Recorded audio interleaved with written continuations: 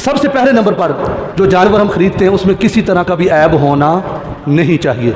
ये सबसे पहली बात ये याद रखना। हाँ, अगर उसके अंदर थोड़ा मोटा ऐब है, वो गुंजाइश रखी है, ऐसा पागल जानवर है जो खा पी नहीं सकता, बिल्कुल वो ख़त्म हो चुका है, हड्डियों के अंदर से मगज़ भी ख़त्म हो चुका है, तो उस जानवर की कुर्बानी करना जायज़ नहीं।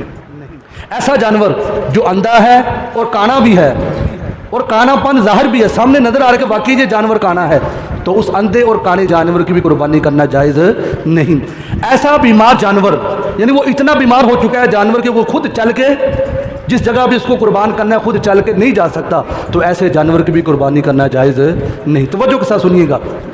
ऐसा लंगड़ा जानवर जो खुद चलकर कुर्बान गाह तक न जा सके, और ऐसा जानवर जिसके पैदाइशी कान ना हो, जिसके पैदाइशी कान ना हो या एक कान ना हो, तो इनकी भी कुर्बानी जायज़ नहीं। अब जो जंगली जानवर है जैसे नील गाय है, तो इसकी भी कुर्बानी करना जायज़ नहीं है।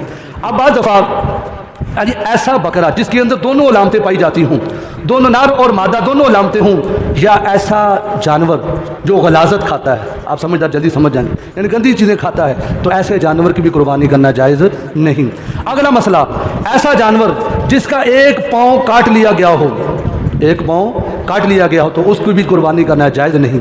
अब जो अगला मसला, जो बहुत अहम मसला है, एक जो होता है जिसकी वो चक्की होती है, दुम चक्की होती है या कान हो, ये मसला मैं तीनों जानवर का इकट्ठा बताने लगा हूँ। चक्की है, दुम है या कान का कोई मसला है।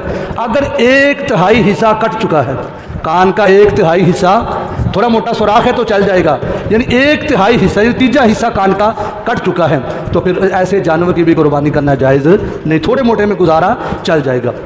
फिर उसके बाद बकरी होती है, उसका एक थन खुश्क हो चुका है, तो उसकी भी कुर्बानी करना जायज़ नहीं। भैंस है या गाय है, अगर उसके 2 थन, एक थन का मसला बकरी के लिए, गाय और भैंस के लिए 2 थन उसके खुश्क हो चुके हैं, तो उसकी भी कुर्बानी करना जायज़ नहीं। अगला मसला सिंग के मुतल्लिक़ है। ऐसा जानवर जिसके पैदाइशी सिंग ना हो, तो उसकी कुर्बानी करना जायज़ है। हाँ, उसके सिंग थे लेकिन उसने टक्कर वगैरह मारी या कोई और मसला बन गया, अगर वो सिंग टूट गए, अगर तो जड़ समेत टूट गए हैं, जड़ समेत टूट गए हैं, तो अब उसकी कुर्बानी नहीं होगी। अगर ऊपर से सिंग टूटा है, आधे से ज़्यादा टूट चुका है, तो अभी उसकी कुर्बानी नहीं हो सकेगी। अगर थोड़ा मोटा ऊपर से टूटा है तो उसकी कुर्बानी हो जाएगी। अगला मसला, बाद दफ़ा क्या होता है, जब हम जानवर को लटा रहे होते हैं, जान हर एक को प्यारी होती है, तो जानवर जो है ना अपनी ताकत दिखाता है, उछलता है, कूदता है, उस वक्त जानवर के अंदर कोई ऐप पैदा हो जाता है तो बंदा परेशान हो जाता है, मैंने इतना महंगा जानवर लिया। या कुछ अनाड़ी किस्म के वो दिहाड़ीदार होते हैं जिनको पहली कलमा तक दूर की बात, उनको जानवर लटाने का तरीका ही नहीं पता होता।